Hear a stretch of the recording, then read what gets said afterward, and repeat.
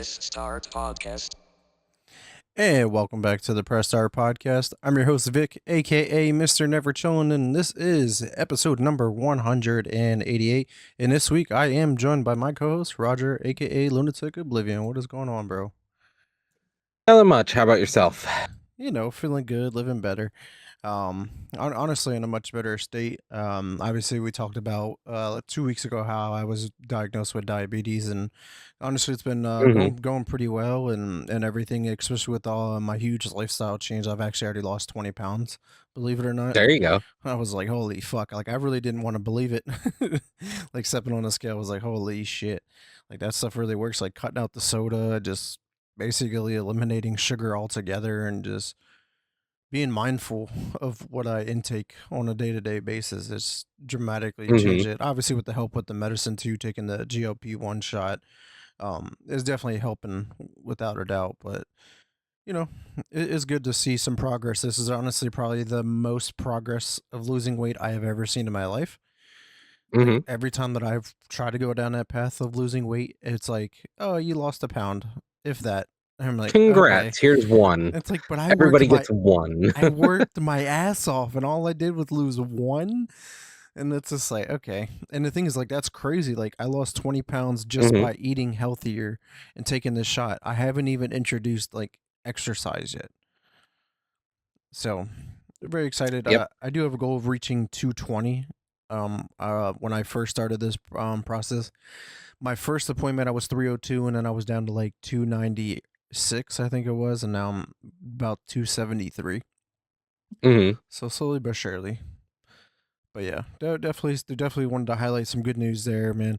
But I'm glad to see that you're doing better. I know you were sick last week and whatnot, so good to see you healthy, man. Yeah. No. Still get over it, I It see. really. Yeah. The cough is like 2 weeks in, and it's still just like annoying. Yeah. Yeah, no fun. I hate when I get that lingering cough and it's like, bro, just go away. Like I feel like I'm gonna cough a lung up or break a rib from hmm coughing so much. Yeah. Yeah, It gets tiring pretty fast. yeah. All right, dude. Let's go ahead and talk about kind of what we've been playing over the last few weeks here.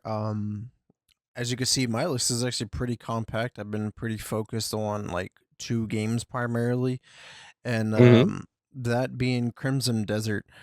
And I seem to not be able to put this game down, and I seem to not be able to stick to the point of I'm only going to play for 30 minutes. Always Oh turns into crap! much It's three longer. hours later. You're like, fuck. Or just like I'm sitting Yeah. there like, ooh, I need to play more. I need to play more. And it's just like this game is really fucking good, and we're actually going to dive into a lot of what they have done post launch as well to make the hmm experience like that much better as well. But yeah, man, I want to say that I actually don't even know how far I'm into the game now at this point. I want to say maybe about 10 hours, 10, 12 hours maybe into the game, and I'm hmm only on chapter 4. And I want to say that there's 14 chapters. I do know that this game was going to be a very long game. A I, slog. yeah, I want to say on how long to beat. It's like 55 to 98 hours to beat. hmm So I'm kind of in for the like in for it, and just like everything in the game, like you're never bored, and like they're not hmm kidding. Like when you're exploring and you're just like, oh, what's this? Oh fuck, and then you go down like this fucking rabbit hole of like a quest chain or just discovering things, and it's just like, oh damn, and then you get into these boss battles, and you're like Yeah. instantly hooked. You're like, and you keep dying, right? And it's like I can do it. I know I can beat this boss. And you just get stuck in that loop of die, repeat, and then you finally get that good feeling of beating the boss. Um Yeah.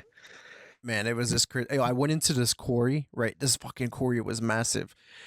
Bro, I don't even know how many people I had to kill. I because it was like a percentage. It was just like you got to liberate from 100% down to 0. I probably killed a good 1,000 or so soldiers in this quarry.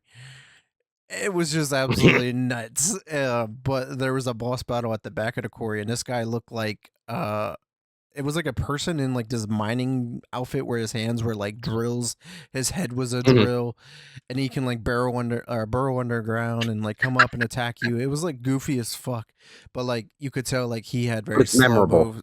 Yeah, like it definitely stuck with me. But yeah, like that boss battle was hard the first few times because I was trying to understand, like, okay, what's his attack patterns? Okay, he's like a really tanky, slow. Like when he attacks, he'll probably get stuck or he'll have to pause and then do a move. Oh, he goes underground. Well, okay, he lasts like 4 seconds and then he pops back up and then he just sits there. So you attack him. So it's just like you understand how to do it. And then like if he did Yeah. catch you in some of his attacks, all you had to do is like roll out of it and then heal up if you needed to, because his hits would actually hit you pretty damn hard. Um, but yeah, you know, it's just learning the game and whatnot. I do love the story and just like rebuilding your because like your group of people, like your tribe, basically got genocide at the beginning of the game, Mhm. and you technically have died at the beginning of the game, and something brought you back to life. You don't know what this something is yet. That's obviously part of But it the was overarching something. yeah, overarching story.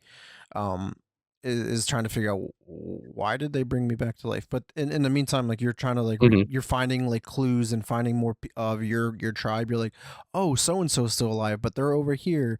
Like it's just pretty fucking badass. And I think I spoke on the solo show last week about like the one guy part of my tribe was stuck in this like mental hospital, right? He Mhm. or like jail, Yeah. I guess, because basically he was like drunk at a tavern. They took him here and like they put these like metal like helmets on the over their heads and they can't really see, and it's kind of like manipulating their mind and like making them like this is how you think and this is how you do things and stuff like that. And he's being conscripted, right? And like you bail him out and then you just have to like annihilate all the bad people in that fucking prison, I guess, per se, and then you take him back to camp. But he keeps getting into drunken messes all the fucking time. Every time you're like, where'd he go? He's getting drunk. Oh, all right, I gotta go save him or something. It's just like, dude, come on. But yeah, it's a lot Please to it, just man. stop for 5 minutes. Yeah, no. But yeah, man, I could sit here and talk about this game all day long, and obviously we got some stuff to talk about for the game later on. But yeah, man, let's talk about some games that you've been playing. Any game that you really wanted to highlight this week on your list? Um, let's see here. I think Where Winds Meet is a good one to talk about. So Where Winds Meet has been the Chinese developer game that came out a little bit ago. It's an MMO with the gotcha mechanics.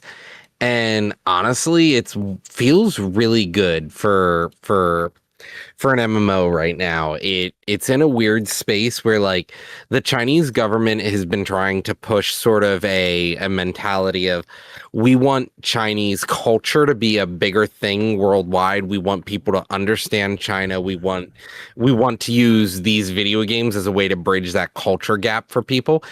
And this game, I think, has fallen into that, and it's actually rather interesting because the whole new expansion that they just dropped, Haishi, is about cotton coming to China, but then it's a over the top sort of mystical tale around it, and you follow the story of one of the people who first brought cotton to China, which helped to phase out linen and phase out silk as like the core garments, the two core types of garments.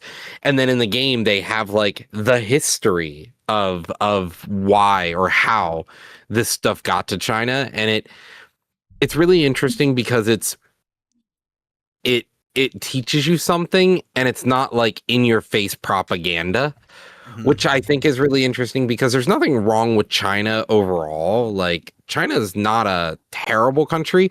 They just are overly controlling to their people, which I don't agree with. Right, But as a whole, like, they do care a lot about keeping the lives of their people decently well. They just want to make sure there's no like mutiny or like, dissatisfaction that causes uprisings. right. But Which it's they have really dealt interesting with to like a yeah. ton throughout their course of history. Exactly. Exactly. So like it's really interesting to kind of follow this story as you're going through, and they're like, yeah, well, this is actually based on real events, loosely based, which is really cool. Like I'm a big proponent of like realistic not like realistic fiction. I love realistic fiction, Hmm. and that's what this is. Yeah, that's pretty badass. As anybody who's watching the video could see, I have like one of the recent trailers that they just put up for where the winds meet, showing some of the like a big boss battle, I guess, that takes place part of the Hexy expansion chapter 2. This Mhm. comes out here in a couple of days on April 2nd. So It's it's honestly one of my favorite games recently, and so I just I thought I'd think mention, I think it's what they're doing right. right, and I haven't played it in quite some time, but what I can say about the game is like just seeing the constant flow of updates of giving you a reason to like hang around and Mhm. still play the game is going to be key because like if they kind of just did like Halo Infinite did, the game would have been died like a long time ago. You wouldn't even be playing it anymore. I know you wouldn't. Yeah, you drop one act and you're like, okay, that's all the content for the next 2 months, and you're like, okay, bye. Whereas this game's like, okay, here is our roadmap for this month. We'll give you the roadmap for next month in a week, and it's like, oh, cool. Like every day is a new event. I think this is where we need to be with live service games. Is like if you're gonna have a live service game, you got to put a lot of effort into just continually giving those players who like just all they do is eat, sleep, and breathe your game, but also at the same time, like the people who like play a marginal amount still have like a large quality amount of content. Right.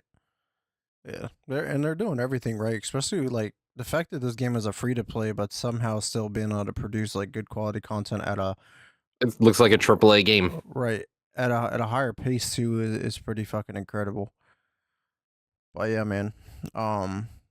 So yeah, just the other game I wanted to talk about here on my list is my return to Apex Legends, Mhm. and this is a game that I probably have not touched in many, many, many years, like at So least you got 5 years. clapped. Um, no, it's actually been really fucking fun. Like we've been hopping in, almost catching a couple of dubs a day. We actually just Mhm. tried to get into rank because about a bunch of our friends actually still play Apex Legends, and they play a lot of ranked, but they're really fucking high and they can't play with me. So me and David have been trying to grind to get my rank up since I'm bronze 1 now. Thankfully, I grinded from Yeah. bronze 4 to 1 so far, and slowly but surely getting there. Got to get to silver 1 or silver 4, whatever the fuck it is, because they go backwards. Silver 4 to 1, and then I can start playing with other people. So really looking forward to that, and just seeing like I came on at a really good time because Mhm. Apex Legends actually has been breaking their concurrent player count records over the past few days, and I was just like, oh shit, like apparently everybody was like, let's get back to Apex. Like this game's Mhm. doing really good things. They've been reworking a lot of the characters. I hopped in. I'm like, holy fuck, did they add a lot of characters? Like I have a ton of characters Mhm. I don't even have unlocked yet. And I'm just like, man, like there's so much to do in this game, and there's Mhm. so many different maps and whatnot, and just getting back on and been playing a lot lately. It's just like I've been getting really fucking good at the game too. Like when I first hopped in, I was like real shy. I didn't really want to go after combat. I couldn't really hit my shots. But now I'm getting to the point where let's go hunt. Like let's go fuck some kids up. Ready to fight. Yeah, Let's go like fight. Time to fight. give me the alternator, give me the rampage, I'm set. Like that's my 1-2 punch right now with that and rocking with the caustic character. Like I love throwing down my fucking gas traps and then having my Mhm. ultimate of throwing like this big ass gas grenade that like blows up an area. It's just like it's funny as shit just watching people just die to my fucking gas. They're just like 10 damage, 10 damage, 10 damage, 10 damage dead. Like it's so crazy watching them just fucking drop. Like, aren't you gonna move? Yeah, You but okay? at some point, like I can upgrade my gas to cover 50% more area. So they're like running, they're trying to sprint out of it and like just taking massive amounts of damage. So then it's like, as soon as I get close to them, it's just like I hit them with like 1 or 2 bullets, dead, drop.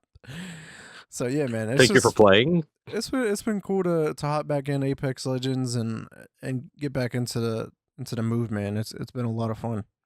Maybe we Mhm. can get you back on. I know it's been many, many, many, many, many more years than me since you played some Apex. Yeah, that game is definitely not for me, coach, but it's a good game. Don't get me wrong. It has really good concepts, really good play style. Yeah, hell yeah, dude. All right, man. Let's see. You got 2 new games here on your list. I'm not sure if you want to talk about either one of them, but one being Peglin and the other one Bellright. Either one of those worthwhile of talking about. Bellright's a game I've been playing for a little bit. It was one of those games that I saw on Steam for sale, and it's a colony management sim, but Okay. also like it's first person. It's sort of like those medieval dynasty Sengoku dynasty games, but it's different. It's a interesting game, early access, still working out a lot of its kinks, but it's a multiplayer game, so like you can load in with friends, but I've been playing solo so far. The idea is you as you become more well known, you hire more followers, you create your own little city outside of one of the other like towns in the game. You work with the towns and you fight back against the local militia or the local bandits and the local military to try to secure a place for everyone to live within this area. It's an interesting game, but Peglin's the other game I've been playing. Also found it on sale on Steam, and it's just it's Peglin is I forget what the original game is called, but it's you bounce the ball off your bricks and dots to try to like score points. But in this one, it's an RPG game where you're running around trying to defeat monsters. So every peg you hit, you deal extra damage based on the orb you're using. So is this similar to like Peggle? Peggle, thank you. There we go. I knew the name was similar, but I was like, God damn, I can't remember the name. It'd be like that sometimes, man. I was like, I don't remember what the name of the game is. Yeah, Peggle. It's a Peggle, but it's a fantasy strategy. Like it's a fantasy RPG game version of Peggle. Yeah. Yeah, I got a gameplay trailer up here on screen for anybody who's curious and checking it out. Yeah, very interesting, man. But yeah, just real quick, yeah, just you just brought up that you picked this game up because it was on sale. I recently just picked up two games from Woot.com, which is like a branch of Amazon. Um, Mhm, and I got picked up Hell is Us, which hopefully I get that in a couple of days here. I got that for like $20 or whatever it was, and then I also got Dragon Ball Z Sparking Zero, whatever the fuck it was, and I mhm. was just like, hell yeah, that shit was like $14. I was like, this is a There you go. $70 game. Let me get that real quick. And as you know, I told you I picked up Digimon Time Strangers the other day for like $20 or 18 or whatever it was, whatever it came down to. I actually Mhm, recently just installed that because I was like, what if I want to play something story based, but I don't want to play Crimson Desert? Let me throw this one in. I know it's also another very long game, but hey, maybe I'll give it a go. But I did download it just to see if I wanted to hop in and switch it up a little bit. mhm, But yeah, I just wanted to give a quick insight on games that were on sale, man. There's a bunch of games on sale. Spring sales are about to go live too, if they're not already. mhm, Across the board, both for Steam, Xbox, and PlayStation. I've been trying to keep a lookout to see if anything appealing is worth grabbing. I'm really looking forward to playing Romeo as a Dead Man, uh, but I don't feel like spending $50 on it. I'm gonna wait yeah. until that shit goes on sale because I don't think it's a game that's gonna be worth the full price, but it just looks like a goofy enough game where I think I'll enjoy playing it. Just not for Mhm. 50, maybe 20, $30, Then I'll think about it. But yeah, man, any other games you wanted to highlight this week before we move on to the news that we got? Now let's start talking about the industry, man. All right, let's go and check that out.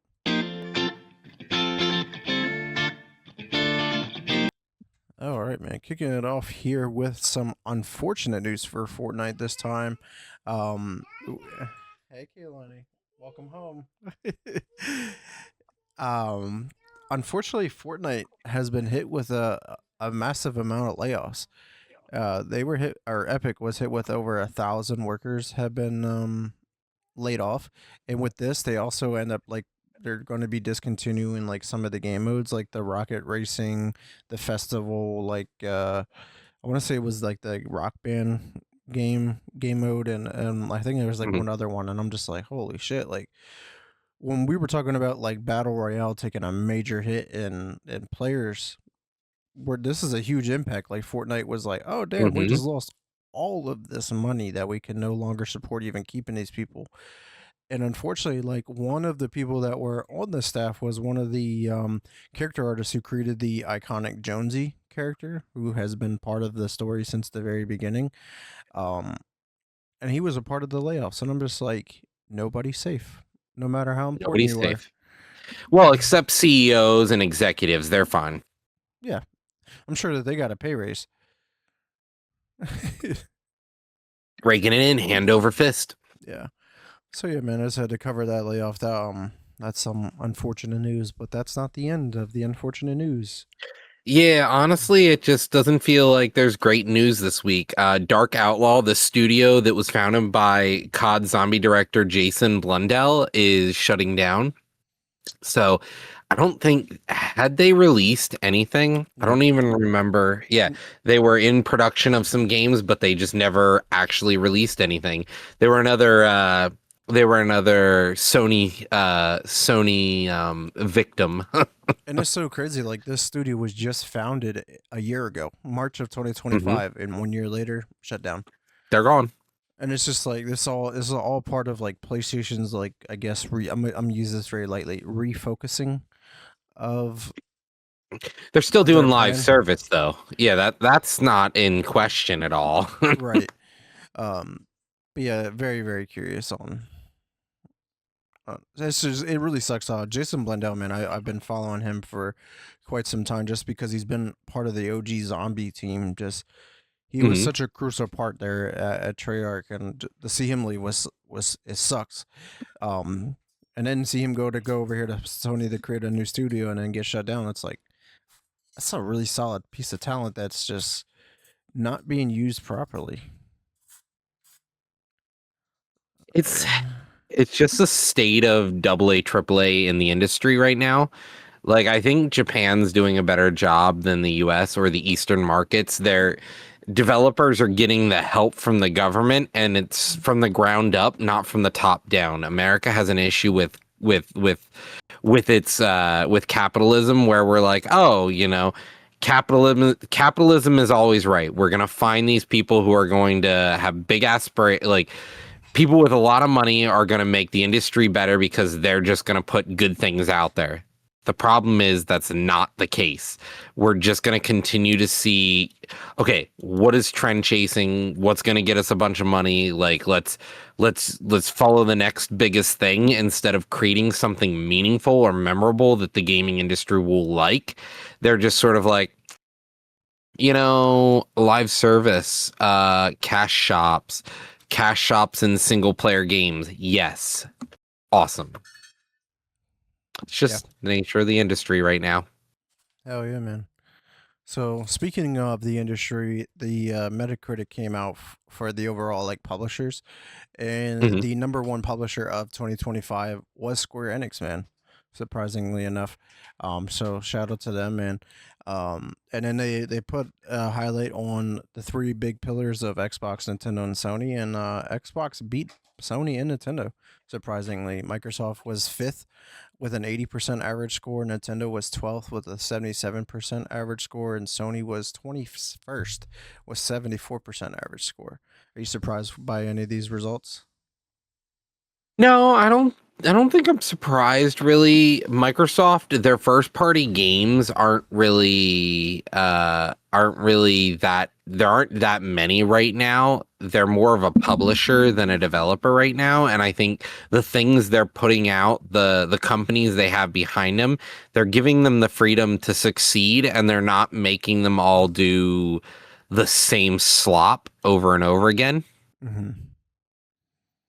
Yeah, man. It just be curious though because like Microsoft is clearly putting out some good games and great games, but they're not putting out like those game of the year worthy games. And a lot of people talk about like, does Microsoft Yeah. need to have that game of the year worthy game, or are they all right sitting in this 8 out of 10 like area Well, this consistently? proves that point.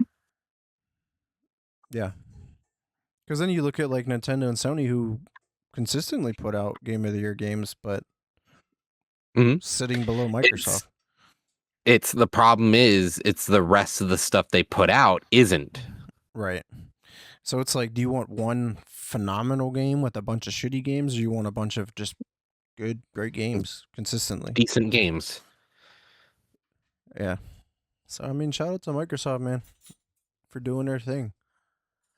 But yeah, man, that's everything in the industry news. Any last comments or remarks on any of those topics before we move on to the gaming news? Not this week, no. All right, man. Let's go ahead and move on and talk about some games.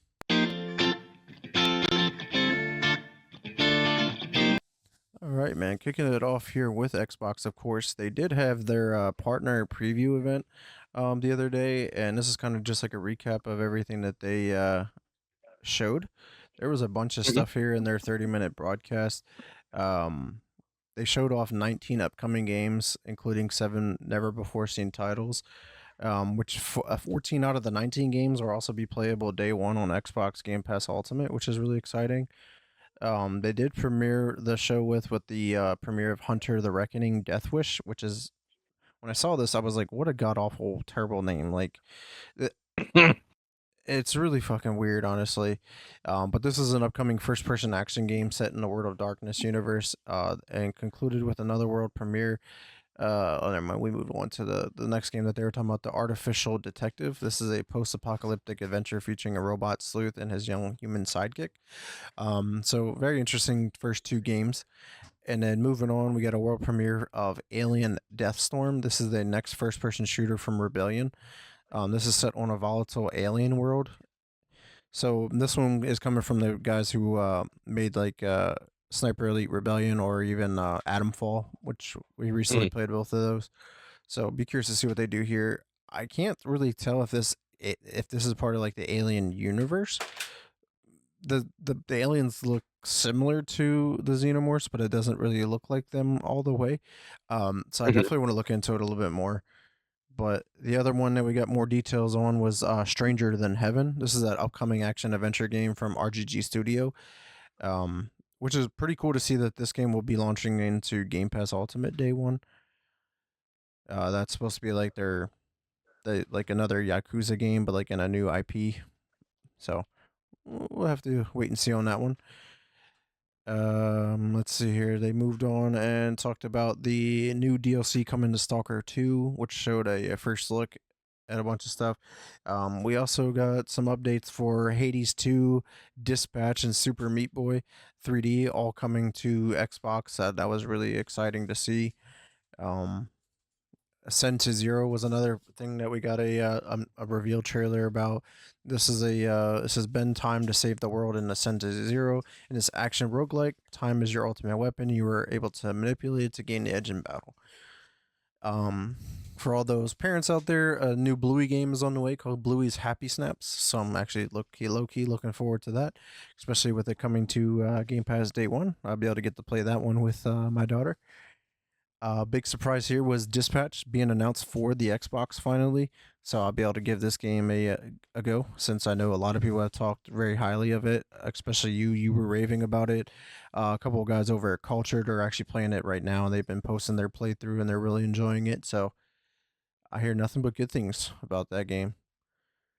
Another game pass and demo reveal is called The Eternal Life of Goldman. This is a platformer coming later this year. Big one here. We got a fresh look of gameplay from The Expanse Osiris Reborn. You get to play the beta for this title coming up here on April 22nd of this year with the game releasing window of spring of 2027. So you got to wait a whole another year. But The Expanse is obviously a universe that already exists, but this game is another game that kind of looks like a Mass Effect clone. And if done well, this could be a really dope ass game. This it's considered a third-person action RPG. This is obviously set in the James S.A. Corey's iconic universe. The balance between Mars and the Belt is on the edge of collapse. As your own custom captain, you'll gather a crew, forge your own path through a volatile solar system shattered by conflict. So I'm really looking forward to that. Next up, we got Forever Ago. This is a new game coming out of Annapurna, I believe. This is a like a visual novel per se. You follow Alfred on a journey to unlock memories of his life and forever ago. Upcoming narrative adventure, revisit beautiful locations from Alfred's past, meet characters and document his story with photography or with photographs in a single player road trip that explores broken dreams, loss, and regret. This launches this year later in fall. interesting one here called Frog Squad. This is a slapstick puzzle platformer. Hopping on the Xbox, work with your friends, explore the sewers, and secure food for the Swamp King. So that one is going to be interesting. This one supports up to 8 players and a fun co-op, cooperative. Uh, love the pun that they use there. Option for the game night, and this is coming out June of this year, and it'll be available on Game Pass. So maybe we can give that a go and maybe have like a party night or something. Check that one out. Next up is Grave Seasons. This is launching on August 14th of this year. Coming to Game Pass as well. Day one. This is this latest trailer for this farming sim with a terrifying twist. Your old cellmate writes an ominous letter about the new town you just moved to, Ashen Ridge. While it seems warm and welcoming at first, something amiss beneath the surface. So that seems pretty interesting. Little twist on the whole like farming simulator, but making it like eerie and spooky, I guess. Mhm. Next up, we got Hades coming to Game Pass, the official announcement trailer. So, anybody has not been able to play this, be on the lookout for this one to be added soon. And we got Musa Dirty Fate. This is another world premiere. This is an upcoming action title set in the feudal Korea. An unknown powerful force has swept your land with fields and crops withering to dust. The people have turned to the most extreme methods of survival, and it's up to you to track down the threat and save your subjects. So this one seems very, very interesting, but you have a little bit to wait for this one since it's not coming out till 2027. Next up, this one's actually pretty interesting. Serious Sam is returning with a brand new game called Shatterverse. This is their official reveal trailer. The trailer was very explosive. This is in his new installment. 5 alternate universes. Sam must come together, work together, and save Shatterverse from the antics of Sirius godlike antagonist Mental. The 5 Sams, all with their own unique abilities, must face off against hordes of ferocious enemies while taking advantage of a rich arsenal of powerful weapons. True to Serious Sam form, it looks like fantastic fun. So I haven't played a Serious Sam game in shit. It might have been a long ass time ago, if you want me to be honest with you. But yeah, this one seems pretty chaotic, and uh, if it comes to Game Pass, you know, might have to give it a go. Play the crap out of it. Right. Stalker I love 2. Serious Sam. Yeah, that's good. Yeah. Yeah, it's one of those series that I always liked as just a nice casual party game. Mm, that makes sense. So moving on, I think you've actually played Stalker 2, but the Cost of Hope DLC was announced. Um, it says it will let you take part in conflict between 2 iconic factions of the Zone, Duty and Freedom. Visit the iconic Chernobyl nuclear power plant, the Iron Forest region, as well as other new locations across the zone in this massive story that takes more than 20 hours to explore. So this seems like a pretty massive update to the game. Can't remember. Did you ever beat Stalker 2 at all? Mhm. Yeah. Yeah. Is Or this no, I didn't beat Stalker 2. I had gotten about halfway through. The map was just expansive. Yeah. So maybe Yeah. with this DLC coming out, maybe hop back in and beat it before it comes out, and maybe check the DLC. Maybe I'm not sure. Yeah, maybe. It's one of those things that like the gameplay loop wasn't like great, but it wasn't bad. Yeah. So I spoke about Super Meat Boy 3D not much longer before it comes out on March 31st. So in 2 days now, or whenever you listen to this, it may have already be out by then. This is a very chaotic and gruesome and apparently very frustrating game. Like the trailer that they showcased was like a guy just getting completely pissed off at keep dying, moving on to the next level, dying a lot, and he was ready to like throw his controller across the room. So I'm like, oh boy. Super Meat Boy is one of those it's one of those you keep going and you keep going and you keep dying and you keep going. It's you get onto a level. It's like, do you remember playing N plus? Yeah. Yeah. So it's N plus is the Okay. idea. That was a lot of fun. We played that a shit ton with Sean. I remember. Mhm. Next up, Vaunted is another world premiere that they showed off. This is a tactical RPG with explosive action and dynamic combat where turn-based planning is paired with real-time action. excuse me, to open up unique opportunities, unravel the story of an expedition gone horribly wrong with the help of three extremely unreliable narrators, powerful weapons, unique special abilities, and a band of questionable. Unhelpful narrators. Yeah, that actually seems pretty interesting.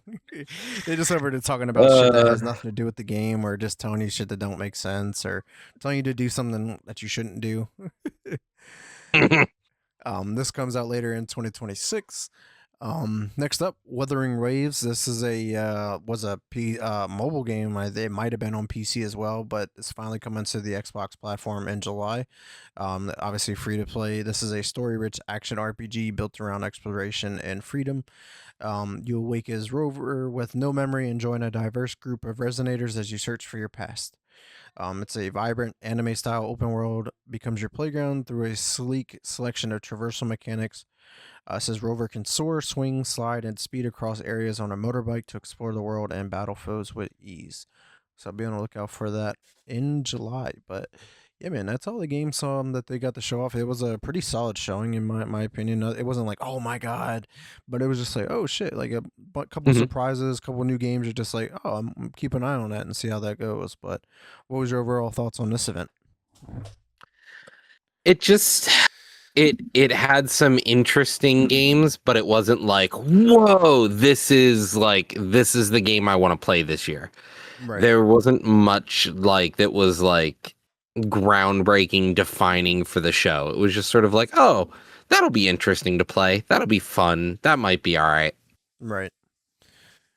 All right, man. So we got a couple news talking points here with Xbox. So apparently Netflix and Netflix. and Xbox are kicking around the idea of bundling their subscriptions together.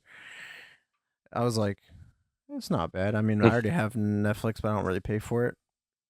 So I'm like, I don't know if I really need to do that. I was like, if you're gonna bundle Netflix in with my Game Pass subscription for free and not increase the price, then yeah, sure. But I doubt it. You're going to make it more expensive by doing this. Oh, we gave you more content that you didn't ask for, but now it's more expensive. Now it's $40 a month. Mhm. But big one here. Asha Sharma, the new CEO, is reportedly wanting to find ways to make Game Pass cheaper. So that is big news. Instead of raising prices the way they have been, she wants to make it easily to get into and more affordable, which kind of goes hand in hand with like her past experiences. Like she has big experiences with subscription services, and if she can find a way to make it really appealing to most gamers, then that's a win-win for everybody. And but apparently one of the points though is that there's a new tier that could be coming to Game Pass called right now it's Mhm. codenamed Triton, that may only include first party games. So like games that are only made by Xbox. Any third party shit wouldn't be included in this. Mhm. And I'm just like, it wouldn't be a bad deal. Like if if you're a PlayStation user per se, Mhm. and you wanted to play the Xbox exclusive games if they didn't for some reason come to PlayStation, this would kind of give you a way in. You're just like, oh, it's $5 a month, $7 a month, 10, maybe 10 at most, and I get to play all the Mhm. Xbox exclusives, whether it be on PC, mobile, or if I want to buy a Series S or an X. You know, the ease of barrier kind of just makes it a lot easier. But Yeah. what's your thoughts on the new tier that could be added? It doesn't impact me, but I think it's good for competition. It's good for the industry because it allows people to get involved in the gaming at a cheaper price, which is good. I think that's really important for players who are like, I want to be able to get Game Pass, but I'm not looking to spend my entire like fortune on it. It's been climbing a lot, and I don't like how much it has been climbing, Mm-hmm. but I think this is going to be the best part about it is the fact that it's going to be more approachable. Yeah. And with it more approachable, it means that theoretically other tiers could get cheaper Mm-hmm. because we have more people involved. This also ties into the whole studies recently that show that gaming, we could see low income households completely removed from gaming, period. Mm-hmm. Middle income households, this will be gaming could become a luxury. So the problem is like we're starving the base. So by introducing a cheaper subscription model, you now reintroduce a model that's more approachable. Hmm. Yeah, that makes sense. Yeah, yeah, I definitely saw the article about that, about how gaming is becoming more of a luxury, which we've been talking about on several episodes. How it's like we're heading in the wrong direction, and you're going to eventually price people out. Mhm, Next topic here for Xbox, they did reveal their 25th anniversary some merch. So if anybody wants to support, I'm actually thinking about picking up like the top T-shirt. That one looks pretty cool. Um, but yeah, man, I'd just be curious to see what they actually do with the 25th anniversary other than merch, because like it's mhm, a pretty big year when it comes to this. So we'll see. Moving on, game wise, so Black Ops 7 has season 3 coming out right around the corner here. I'm gonna get the trailer up on screen a while. Um, you know, the amount of content that Call of Duty puts out right now and all of their seasons is just out of this world. mhm, I think we're getting like 9 new multiplayer maps. A couple of them are obviously like remastered. We'll get them in mid-season. Like we're getting Summit returning from Black Ops 1. Um, but like this new map called Abyss, like you're fighting on top of a submarine, but you can also climb down into it and fight inside the submarine. Like, okay, that's not bad. New attachments for some of the guns, a lot of new weapons, including like I think it's like the M27 from Black Ops 2 is coming. Um, just so mhm, could be another big update. Maybe we can hop back in and play some more. Um, the new zombie map is also right around the corner, which will be coming in mid-season 3. Which obviously me and you still got to get through. We haven't even played Paradox Junction yet, which we'll have to hop into that. New modes and stuff like that coming to zombies as well. Uh, Zombie battle. I don't know exactly what you do in it, but we did get the teaser right there for the new zombie map, which looks pretty cool. mhm. And then like this mode here, we see the zombies all have different eyes, so it's like the zombies, I guess, attack a different player or group, I guess, depending on what color eyes. I don't know, Yeah. but yeah, man. I mean, yeah, Black Ops 7, man, just continues to put out a lot of good content and stuff. It's just like obviously they're dealing with a lot of other issues of getting people to want to play their game, because I guess they're Mhm. getting burnt out dealing with a lot of that as well. So this comes out here in a couple of days on April 2nd, and I did throw include the roadmap, I believe, here, so I can kind of just pull this back up here on screen. I mean, look how much shit is coming in season 3. It's a lot. Like I They're said, they're keeping up with the content, which is what's important. yeah, like I said, 9 new multiplayer maps. New score streak looks really interesting. It's called the Ion Core. It looks like they're planting the bomb from like Valorant, but then like as you're Mhm. like planting this bomb, this like radiation field like goes out, and anybody that's in it just evaporates and dies. I'm just like, holy fuck! Like that seems pretty fucking crazy. Bunch of new modes that are coming, like Demolition is coming back, Heat Wave Havoc and Freeze Tag, which sounds pretty fun. Zombies, which is coming out. Ashwood Survival, Zombie Battle, directed mode for Paradox Junction. New relics. Endgame is getting going free to play for a limited time. New operations, new fracture, new abilities. Bunch of new events on the way. Warzone is getting rotation for the big maps, so you'll be able to play Avalon and Verdansk. New modes, new events. Um, and for Verdansk, they're getting a new POI called Launchpad, which kind of looks like the map launch from Black Ops 1. And new rotation for Resurgence is going to be Rebirth Island and Haven's Hollow. And then, like I said, a bunch of new weapons, man. Like the MK35 is really the M27 from Black Ops 2. The VST SMG is apparently supposed to be like the MP7 in a way. But yeah, I mean, a lot of these look really cool. The M1911 is returning, and apparently, when you do pack a punch it in zombies, it becomes like the grenade launcher, like dual wielding pistols again, like Mhm. classic zombies. So I think that'll be pretty cool. And of course, Battle Pass and Black Sailed, a bunch of bundles that we don't really care about or want to talk about.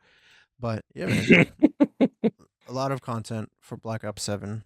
Really excited to give that a go. And last but not least here for Xbox is in regards to their software. So Microsoft has recently rebranded its Xbox full screen experience to just Xbox mode, which we kind of covered 2 weeks ago when they announced it for like it's coming to basically all platforms like PC and everything like that. Like if this gets executed very well, this thing could really work and Mhm. genuinely replace the Xbox game bar on no on PC because it's god awful. Like just being able to run an Oh, app it's so bad. that looks like your Xbox dashboard and just works. Sign me up. Could be good. Heck Could yeah, man. be dog shit. Yeah, exactly. We just never know. I mean, anything running on Windows 11 is going to probably be dark dog shit at this point. That's what I'm coming up with it. Like Windows 11 seems like it's one of the worst updates to Windows in a very long time. But yeah, man, that's all the Xbox related news. What is happening over in the PlayStation and Nintendo realm? All right. So in PlayStation news, we're seeing a huge price increase on consoles yet again. We're seeing the PS5 digital edition going up to $600 in the US. The Pro is $900. You like fuck, dude. What the shit? I'm so glad It I bought a is. PS5 when I did.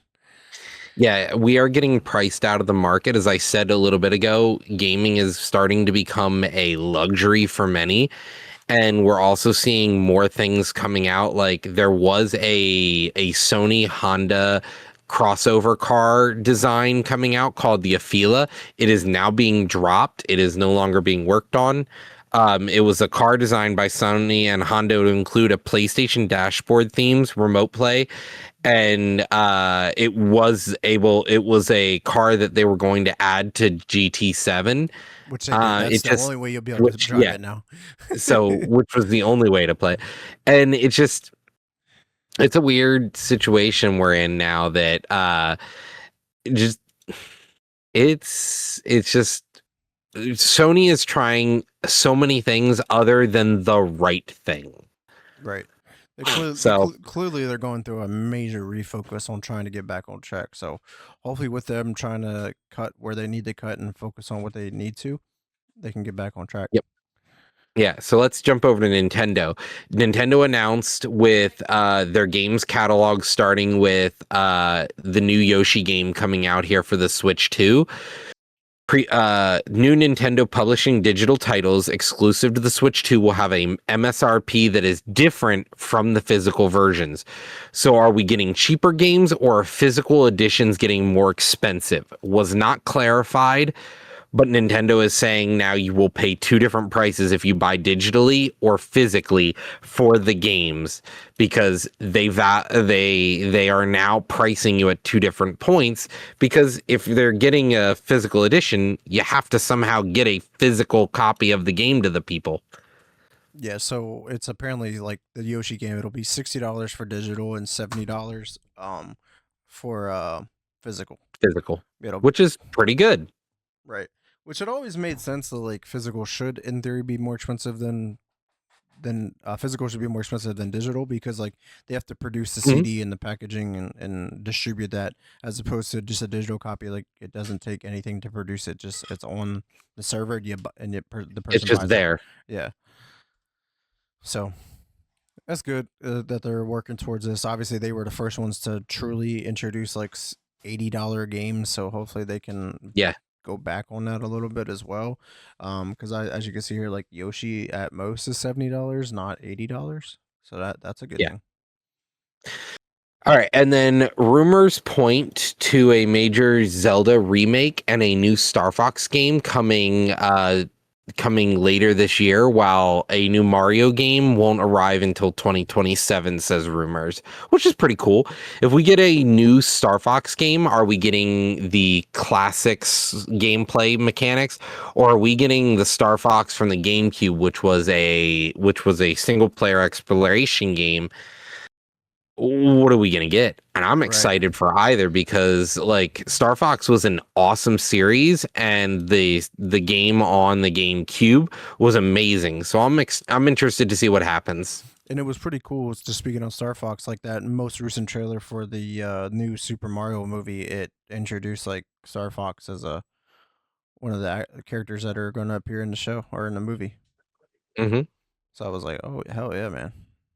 The extended universe of Mario, Right, especially because Smash is a thing, so it makes it a little easier to just be like, yeah, he's in the same universe. right. Like they can just do what Marvel did and make it a multiverse, and then have like an end game moment where like the end game. Warp Pipe takes you over to Star Fox. Yeah, GG. exactly. Solved. All right. So let's talk about some hardware here. Switch 2, manufacturing for the device is being scaled back because we've got pricing is getting too expensive. People are being priced out of the market. So to keep up with the costs as they are, we have to adjust. Yeah.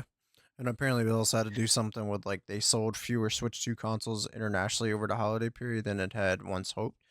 Mhm. But yeah, what they're expecting to change, like they were supposed to make 6 million, but they're cutting it down 33% to 4 million Switch 2s. Um, and that just really sucks because like a lot of people are anticipating like now maybe a Switch 2 could get harder to find. Mhm. And I'm just like, damn, like I'm right now trying to work on getting a Switch 2. Like I'm trying to save up over the next few months, and I'm just like, hopefully when I have the money, I can grab one. Yeah, hopefully they have one to grab. Right. Otherwise, I'm like, cool, I have this money here. Just I'll wait until one's available, I guess.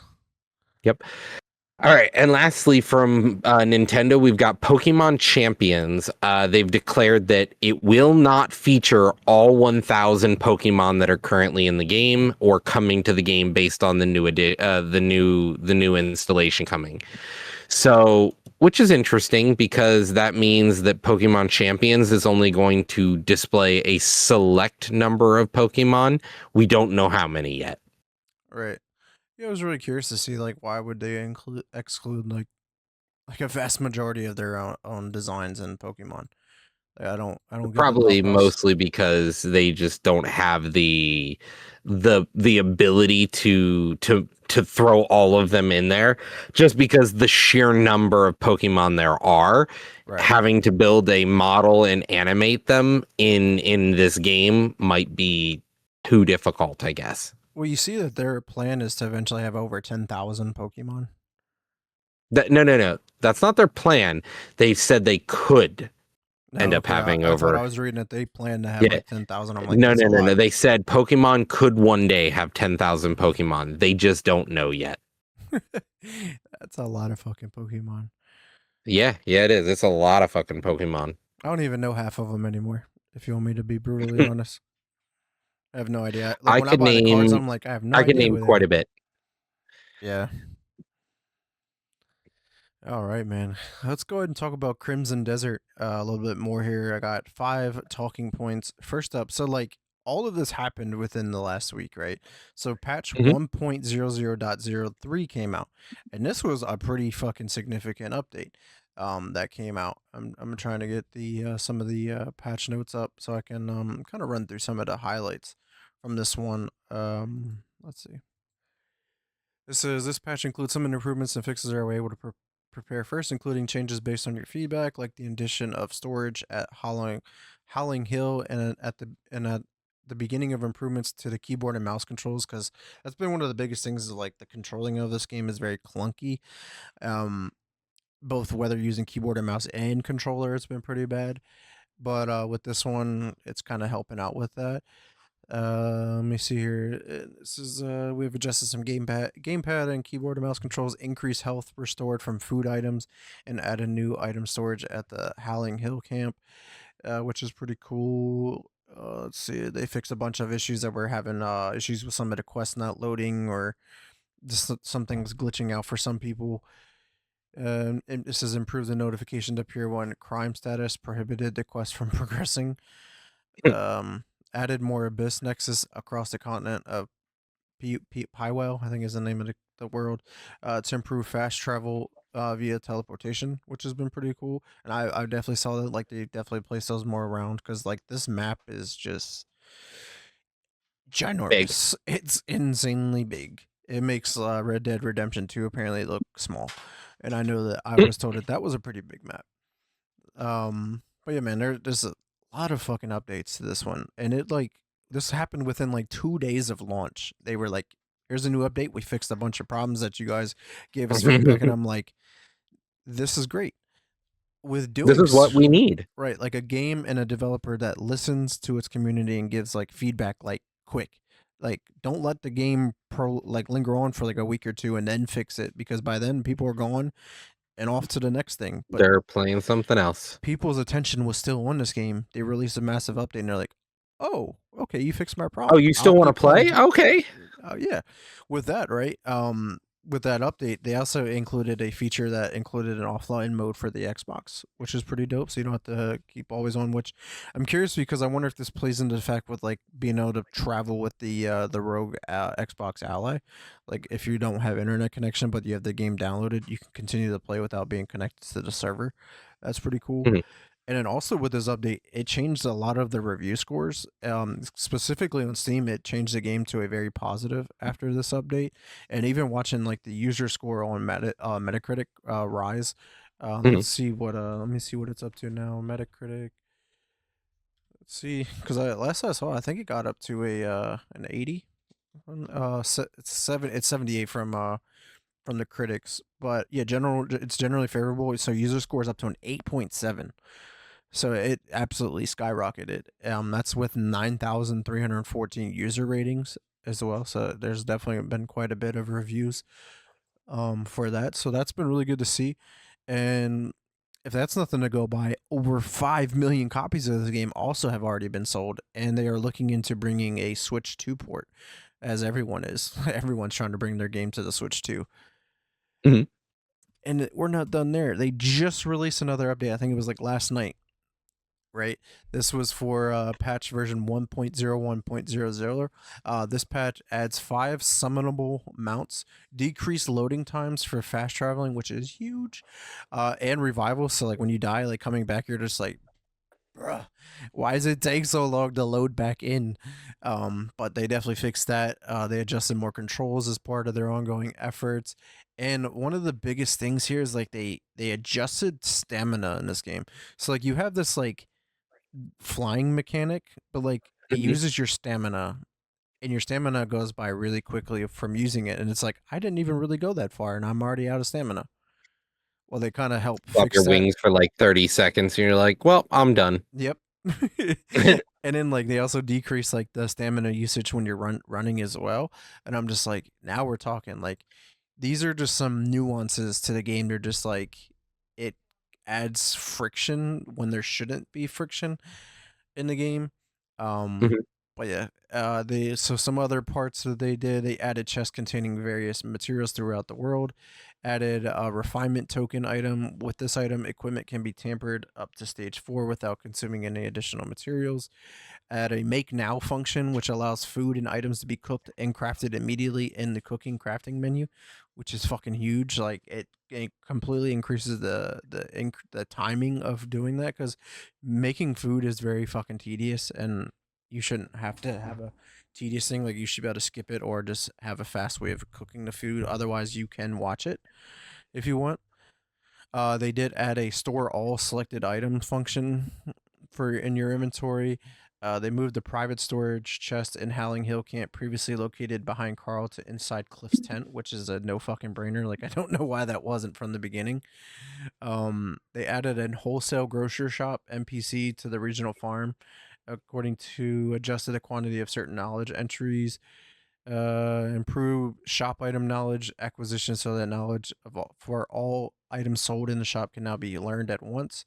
Locked doors also give you an interaction button that displays to basically you get these keys that you can go around and unlock random doors, but like you would just walk up to the door and it would just use your key whether you wanted to use it or not. And we're just like, well, what if I did want to go in there? Oh, I guess I lost that key, I guess. But now it'll at least prompt you. Um, Yeah, man. So this is just barely touching the surface on like what they all did. So if anybody's curious, go check out the patch notes on their website. It's just it's really awesome to see this content update, like just fixing Mhm. the game, making the game better, and just overall, like if I'm going to be in this game for 55 to 98 hours, I want to be able to enjoy it with as less friction as possible, and that's exactly Yeah. what they're doing. Like I don't Yeah, need I thought content. about Like getting it. you It don't need that in content. this and this is like making me want to be able to get it because they actively are putting in the effort to make it better, which is awesome. I think you would genuinely enjoy this Oh, I game. know I would love this game. Like all of the micro systems that are in the game, like you can so like there's this like quest line that's in your menus, and it's all about like Hmm. building up your town that you got.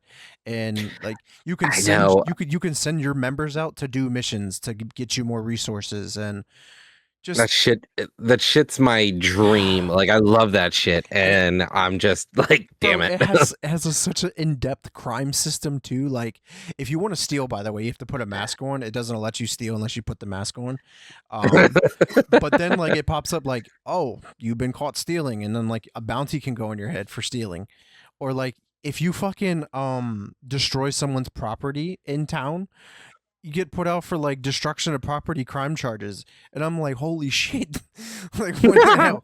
Like, oh my bad, dude. I ran my horse through here. And then I'm like, Well, well, and that happens in where winds meet actually. Like yeah. if you destroy shit, they're just like, there's a bounty on your head, and you need to get help paying off the bounty or having somebody, clear your name. And if you Yep. don't, you're fucked. Yeah, and yeah, you got to go to where I have to go right now is to a church, and you got to pay this fucking priest, and he clears your name. But that's like okay. But there's like a shop for everything. You have to collect resources to obviously upgrade your weapons, your town. Like you have to cut down trees. Like you literally get an axe, you get a mining pick. So if you want to get like iron or copper and shit, like you got to go to these mines and Mhm, get the fucking ores and stuff like that to upgrade your weapons. Um, a nice little talent tree so you can upgrade your stuff.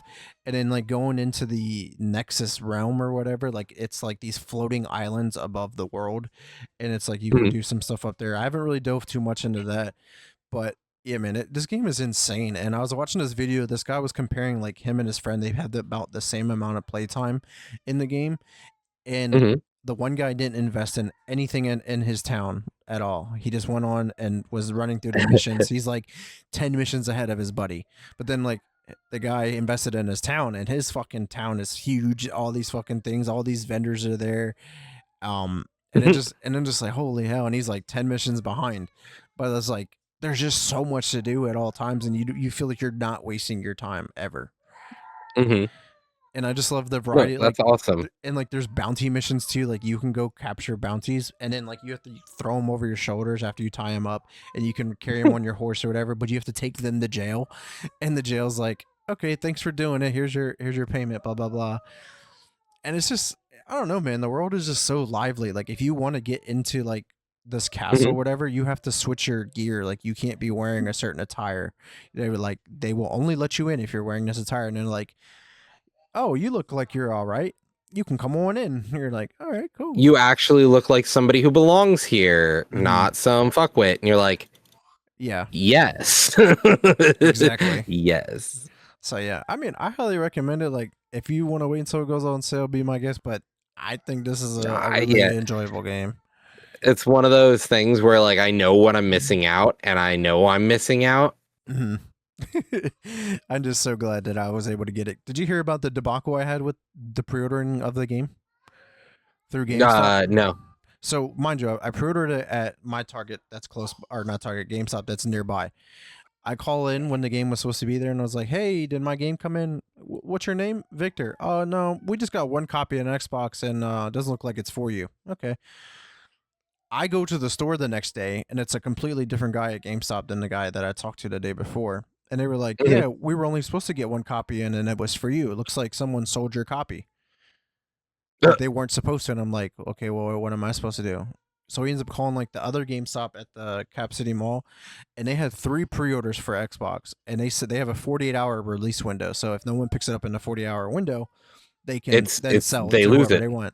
I got lucky enough that that Saturday I called because I spoke to the guy the day before and I was like, hey, I'm gonna call you. He was like, yeah, just call me back in the morning even before we're open, and I'll answer. And I was like, yo, you got the copy? He was like, yeah, I sure do. Come on, get it. So I had to go to the other GameStop, return it to a gift card, go to that GameStop, and get it there. And I'm just like, all of this just because I wanted the physical copy of the game. Hey, dude, when I tried to get Pocopia, I was like, Jesus fucking Christ, this is actually impossible.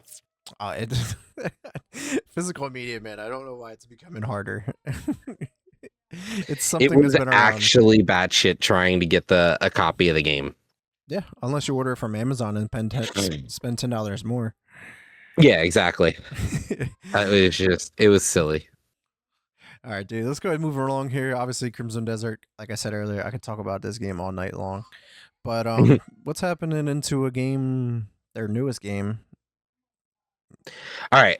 So let's talk about Dying Light the Beast. So Dying Light the Beast actually had a huge update this past week.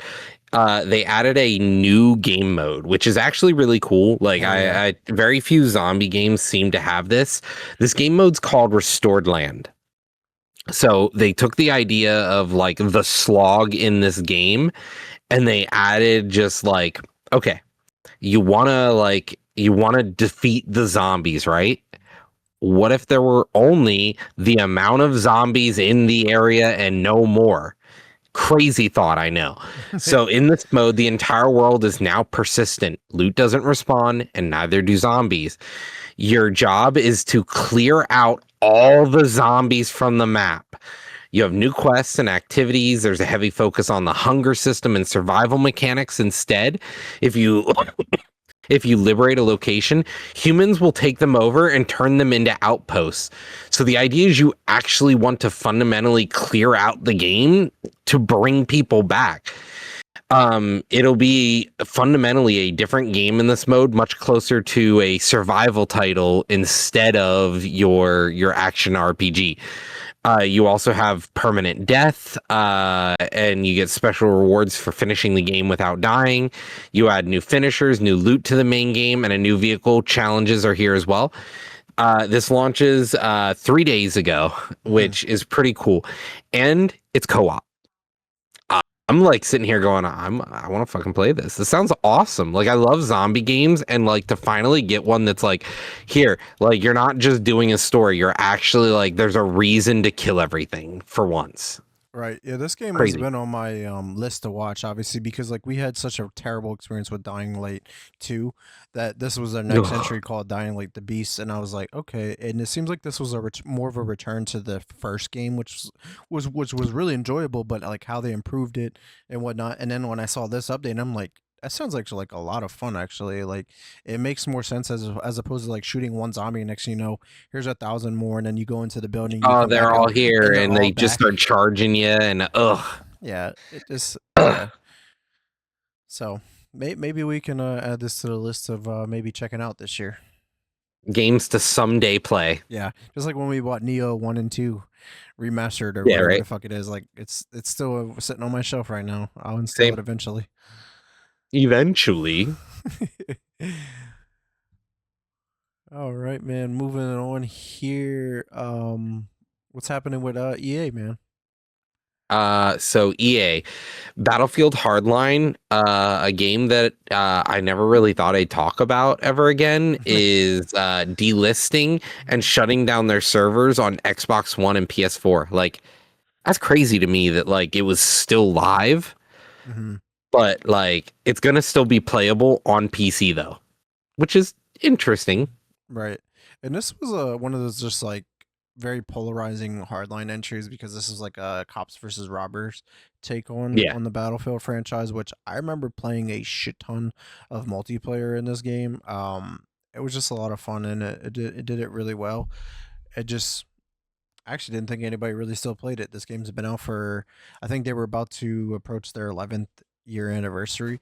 yeah. Um and they finally shut it down and I'm just like, but why not shut it down across the board, I guess, at that point. Is there that Yeah, many PC players, I guess? it's a weird thought as well. I thought the same thing. I was like, wait, it's still live? Huh? Like what? Yeah, I guess it's not played on Steam that often. There's 13 players playing an hour ago. 24 hours there was 36, and an all-time peak of 282. So it sounds like that game's not played on Steam at Crazy. all. You're like, what the fuck? Like this game was still played? Question mark. Yeah, still better than Concord, I guess. Yo, that was low Yeah, I gotta take it or when I funny. can. Yeah, dude, that was pretty good. All right, man. So speaking of shooters, right? 1047 Studio, the developer behind Splitgate, apparently is working on a movement shooter that is similar to the Titanfall games. So I'm just like, okay, it's possible. But it seems like they like to make a lot of games that are very similar to already games that are out. Because we already know, like, Splitgate was like Halo, but with Mhm. portal guns. And then now they're going to be making a movement shooter like Titanfall. Like, could work. It's just we talk about it all the time. Like getting into the just shooter genre in general is one of the hardest things to do. Like, what are you And doing different that's going to everyone make me wants play to your do game? it. Right. There's too many games. It's an overly saturated genre. But best of luck, I guess. Yeah, we'll see what happens here. Yeah. Hey man, what's going on with the game that we used to play that we dropped for a little while now? All right, so Jump Space is getting a big update finally, something to make it worth, almost worth going back to. So Jump Space is going to get a large sort of core update, the heated update. It's a new map structure, mechanics, new enemies, new weapons, new things to explore, and of course, football is back, baby. And the European football per se. Yeah, football, Football. It football. says yeah, you can now play with the football in the hangar and score some goals with friends. Grenades also have been added to the loot pool. That's interesting. Frag grenades and I just sticky variants. Rebalance enemies in difficulty. Slide movement and hangar power grid. I don't know. I think like once this has like a shit ton of updates, mhm. it may be the time It to may jump be back to it. worthwhile to go back. Right, because like this may seem like a big update to them, but we're looking at it's like you added like three things Yeah. that didn't really change the overall experience of the Well, game. when where there were like seven things, three things is almost 50%. Right. Oh, man. All right, man. Let's talk about another shooter here with Fortnite, man. New collab inbound. And this one's very interesting because who would have ever thought about this one? But at this point, why not? So Alan Wake 2 for Game of the Year. Yeah, I guess. I mean, right now there's not really any fucking games out there for Game of the Year other than Requiem, I guess. Um, but real quick with Fortnite, there's apparently a Beyblade collab in the works. Can't imagine how that'll work, but you know, I guess we'll Yeah, see. we'll see. I guess Yeah, I'll we'll be see. shooting Beyblades at people. I don't know. Beyblades, let her So rip. I guess I get to live my childhood in real life because I got Beyblades banned from my elementary school because I hit my friend in the eye by accident when I was like, "Let it rip!" In the eye. Ah! Then he goes to the nurse and get that shit banned, and I'm like, "Fuck, I'm wear stupid. Beyblades." Like, man, that fucking sucks. They only doing this to push a Digimon and Pokemon. I mean, that'd be crazy too. Like if they add Digimon and Pokemon to fucking Fortnite. I mean, I wouldn't be surprised at this fucking point, to be honest with Mhm. you. But yeah, man. We got last two topics here. Roger, go ahead and take away one before we talk about the last one here. All right, Hightail. This game, resurrected from the jaws of defeat, seems to be doing well. There are 500 new blocks, proximity voice chat, an emoticon wheel with new emotes, 7 new hairstyles, a new creative tool, new sickles, and much more added to the game, which is really cool. This is a game that I thought about checking out a few Hmm. times now, but we're kind of seeing this game really actually challenge the market, and like this game has been widely applauded by, I think it was Notch, who actually Hmm. tried the game and was like, this is awesome. This is a great game, honestly, to see it, what he created and have clones of his game come out. He said this was one of the good ones. Right. It's always good to see like competition within the market as opposed to what Nintendo does and sues people as soon as they make anything that's similar to it. Sued. But yeah, yeah, it's good to see, man. Hightail. Like you said, this was one of the games that was on my radar to check out. But if they keep putting out updates like this, like it's going to get to a point where it's like, all right, I gotta play this game now. Like, there's enough Yeah, I'm content waiting for a here. big enough story really to draw me in. Right. Once they get their story going, I'm in. Hell yeah, dude. I'm with it. All right, guys. The last topic of the evening, and it's here and gone already because I didn't even know this game even fucking existed or even came out. But PUBG apparently had another game called PUBG Blind Spot, and this is closing down less than 2 months of early access. I'm just like, Hmm. okay, like I guess it's also still made it last longer than Concord did, but yeah, dude. This was a spinoff from PUBG that hit Steam on February 5th, but it said it failed to find a sustainable audience, and that just goes to show that even one of the biggest games tried to make another game in the same uh universe couldn't Mhm. stick because it's an overly saturated market. Like I'm going to have to say that until I'm blue in the face or dead. But exactly, the Concordian timeline continues, just adding to the fucking list. I can just picture the meme of that Grim Reaper going door to door, and then each game has on it and an X through it. But yeah, man, early access service will continue. Will come to an end on March 30th, aka tomorrow. So if you have not got to play this game, then go check it out for less than 24 RIP. hours. Um, yeah, yeah. RIP to another game, I guess. But yeah, man, that's everything that we got this week, man. Any comments or remarks on any of the topics we talked about? No, it's just as we keep saying here every week, it's the market is oversaturated and it's going to continue to stay that way. And it's kind of just annoying how long we've been kind of chilling in this. When are we going to start seeing these real big hitters? Like, Crimson Desert. s- this may be the moment where we start to see some new games re-enter the market to Mm-hmm. really give us that challenge that we needed. Right. Yeah, because like obviously I'm playing through this, but a recent game that I just pre-ordered is Pragmata, which is a game coming from Capcom, which they've been hitting Hmm. on all cylinders, and I'm just like, I'm betting on this game. It Hmm. looks really fucking cool. But like you said, like Crimson Desert could have been like the kickoff to the bigger games. Exactly, Eternity Prague looks so good. Yeah, like it's definitely a looker. The story looks really cool. The combat and the puzzles look really cool. I'm just long as the execution's there with very little like problems, bugs, and glitches and stuff like that, it could Hmm. be a really dope ass game. But yes, I mean, so far this has really Could. been a really quiet year. Like we're already about to be in April, and to be honest, there's one game in Game of the Year talks. One game. I feel like by this time, obviously we were raving about Expedition 33, but I feel like there were other games than that one that we were, really Hmm. talking about. So hopefully the back half of the year is going to be cooking. I know Xbox has a lot cooking up. We do got Forza Horizon 6 right around the corner as well from them. The Halo, Gears, Fable, like there are still a ton of games to come.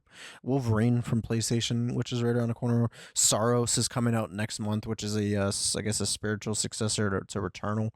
The games are coming.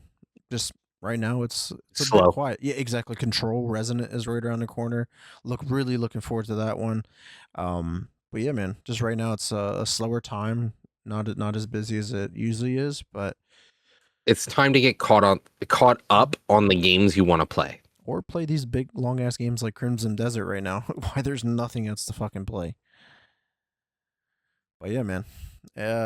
We do want to shout out to everyone who came through and checked us out today live on Twitch, and anyone who does check us out later on YouTube, Spotify, Apple Podcasts, or wherever you may listen to us at. But Roger, where can the community find you at? Hey, I'll be here. I'm always here whenever I can make it. Hell yeah, man. And everyone, you can check me out on Twitter at Mr. Never Chillin _. Facebook is Vic Brubacher for any question, concerns, or if you want to come on the show.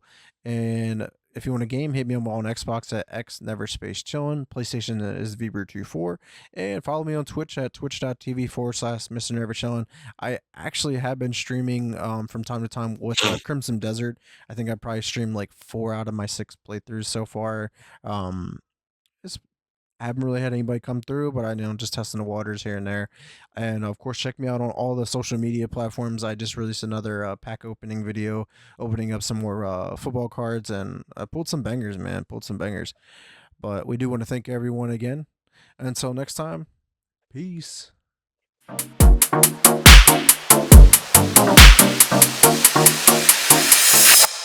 Press Start Podcast.